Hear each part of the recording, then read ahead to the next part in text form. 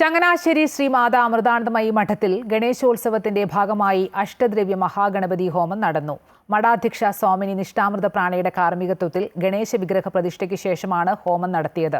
തുടർന്ന് ഗണേശ പൂജ, സത്സംഗം, നാളികേരമുടയ്ക്കൽ, പ്രസാദമൂട്ട് എന്നിവയും നടന്നു. ഇതോടൊപ്പം ആലപ്പുഴ, എരമല്ലൂർ അമൃത സത്സംഗ സമിതികളുടെ ആഭിമുഖ്യത്തിൽ എരമല്ലൂർ പൈങ്ങാപ്പുഴ ശ്രീ പാർത്ഥസാരഥി ക്ഷേത്രത്തിലും ഗണേശ വിഗ്രഹം പ്രതിഷ്ഠിച്ച് പൂജ നടത്തിയിരുന്നു. 5 ദിവസത്തെ പൂജകൾക്കും അർച്ചനകൾക്കും ശേഷം ഇരു വിഗ്രഹങ്ങളുമായി അമൃത യുവധർമ്മധാര ചങ്ങനാശ്ശേരി, ആലപ്പുഴ യൂണിറ്റുകളുടെ നേതൃത്വത്തിൽ അന്ധകാരനഴി കടപ്പുറത്തേക്ക് ഘോഷയാത്രയായി എത്തിച്ചു. തുടർന്ന് ആരതിക്ക് ശേഷം കടലിൽ നിമജ്ജനം ചെയ്തു. കാണാം. അതായത് വേദകാലം മുതലേ ഗണപതി ആരാധന ഉണ്ടായിരുന്നു. ഇതാണ് നമ്മൾ ആദ്യം മനസ്സിലാക്കേണ്ടത്. ഇനി വിനായകൻ ആരാണ് എന്ന് നോക്കാം. വിനായകൻ പ്രപഞ്ച നേതാവാണ്.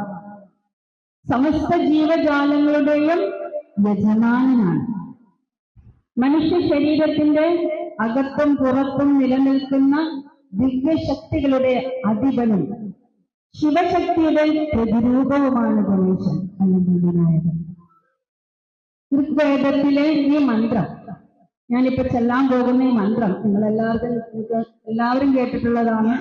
നിങ്ങൾക്ക് എല്ലാവർക്കും അറിയാവുന്നതായിരിക്കും, സുപരിചിതമായിരിക്കും. എങ്കിലും ഈ ഒരു സാഹചര്യത്തില് ഈ മന്ത്രം ഞാനിവിടെ പറയാൻ പോകും. അതിലേക്ക് നമുക്കൊന്ന് ചെറുതായിട്ട് കടന്നു ചെല്ലുന്നത് നല്ലതായിരിക്കും.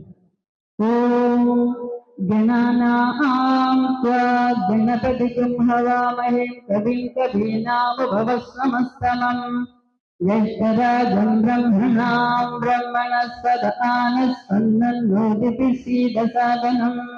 ഓം ശ്രീ മഹാഗണപതയേ നമഃ. കേട്ടതല്ലേ?